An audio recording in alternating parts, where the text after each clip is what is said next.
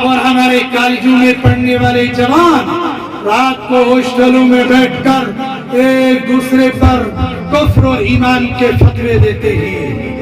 تو کافر ہے میں مسلمان ہوں، تو کافر ہے میں مسلمان ہوں.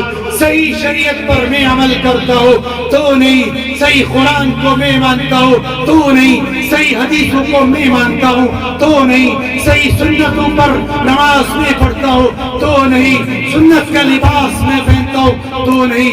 لہذا جب تو نہیں تو کافر ہو گیا، میں مسلمان ہو گیا. ہوگا یہ کافر ہوا یا نہیں ہوا، ممکن ہے یہ بولنے والا کافر ہو جائے گا. لہذا جوانوں یہ ڈیجیٹل دور ہے، یہ سوشل میڈیا کا زمانہ ہے، یہ ڈیجیٹل زمانہ ہے.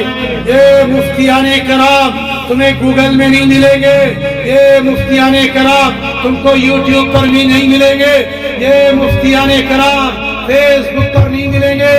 فیس بک کے فتوے کو طلاق دے دو، یوٹیوب کے مفتی کو آج ہی چھوڑ دو، اور گوگل کے مسائل کو آج ہی چھوڑ دو. مسئلہ اس مفتی سے پوچھو جس کو تم جانتے ہو، بیان اس کا فالو کرو جس کو تم جانتے ہو، کتاب کھولے لو جس کو تم جانتے ہو. آج یوٹیوب پر ایسے بھی شکل اور صورت کے مسلمان ہیں جو حقیقت میں مسلمان نہیں ہے، ایسے بھی مفتی ہے جو حقیقت میں مفتی نہیں ہے. دبناز بچی یوٹیوبرز پر بیان روز مطلب یہ پگڑی کیسے نہ کرنے. ارے وہ مفتی کون تھا؟ دبناز تشم پتا پسو مگر اس مفتی پاری آپ کر.